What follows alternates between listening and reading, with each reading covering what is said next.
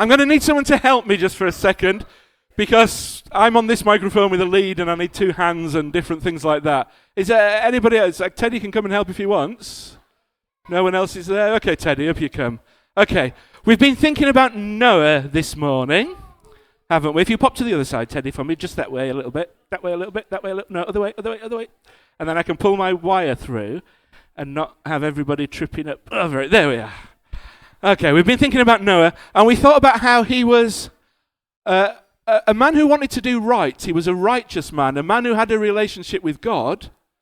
He still did things wrong all the time, but he had that relationship. So, just for the next few minutes, I've made a model of Noah. Oh, it's the best I could do. My model of Noah. And Noah, God told him that he had to build a boat, an ark. And then he had to go inside. So just for now, this is going to be my ark with Noah inside. Okay? And then, for 40 days, it rained.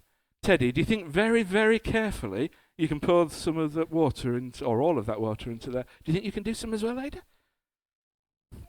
Maybe if you come to this side and you take that one, and let's pour the water into there. So for the rain coming and the flood getting higher and higher and higher. Brilliant. Excellent. And one more. Do you think we'll fit one more in there? That's good, because that's all I've got. So just wait a second and I'll show you. So, Noah, come around this side, around the back, now everyone can see what's happening. Noah built the ark, he went inside with his family and he took all the animals. And then the rain came, the floods came, and the ark went into the water. I want to make this even more difficult. I'm going to put the ark in upside down just to make it really, really difficult. So, when the ark went into the water, they were there for ages and ages. The rain fell for 40 days and 40 nights. But then they were in for maybe even a year or so after that. In the middle of the storm, in the middle of the rain, in the middle of all that was going on, they were in the ark. But do you know something that happened? Can you take Noah out of the ark for me? What's he feel like? He's dry. Even though he went in. Hopefully there's some scientists who understand what's going on. Keep him dry, keep him dry. In the middle of all that was going on, in the middle of the storm, in the middle of the flood, in the middle of everything that was going on around him, Noah was able to stay dry. He was able to survive. He was able to get through. And hopefully that's a little bit amazing that that happens when you put a cup into water like that. But if you know a bit of science, you know why it does that. They were seemingly overwhelmed with everything. And yet somehow God was with them and kept them safe and kept them dry, even in the middle of all that was going on. If you were here last week, we thought about the Garden of Eden and how there was this word called shalom, wholeness and completeness, and how things were meant to be. But then that got broken. But God was going to go about making it possible for that shalom to happen again. Relationship with Him, relationship with each other, and relationship with the world itself. After the flood, we can see something of what shalom might be again. Because the world got washed clean and was able to start again.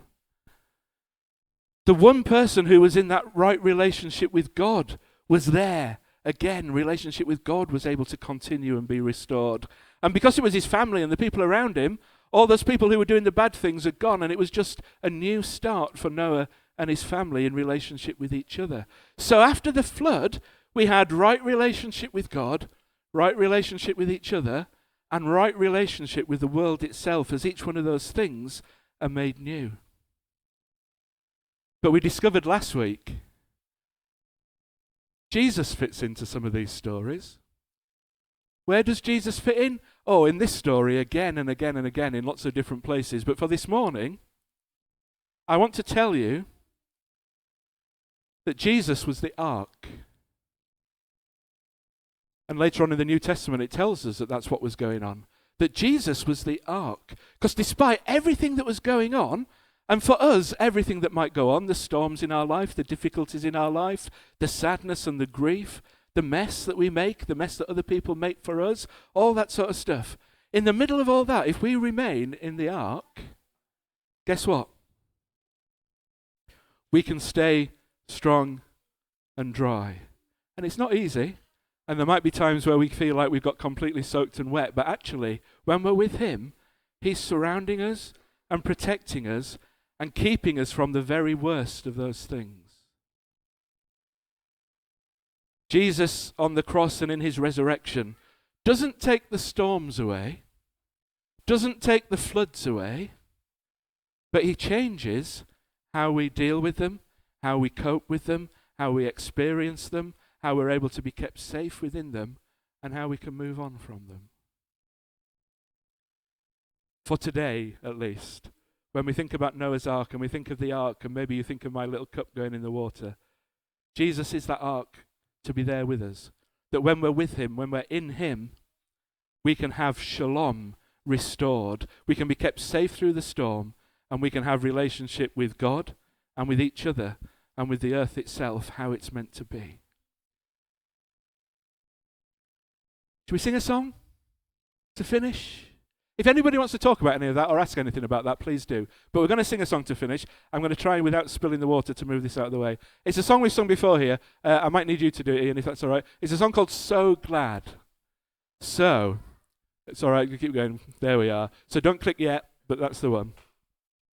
Thank you.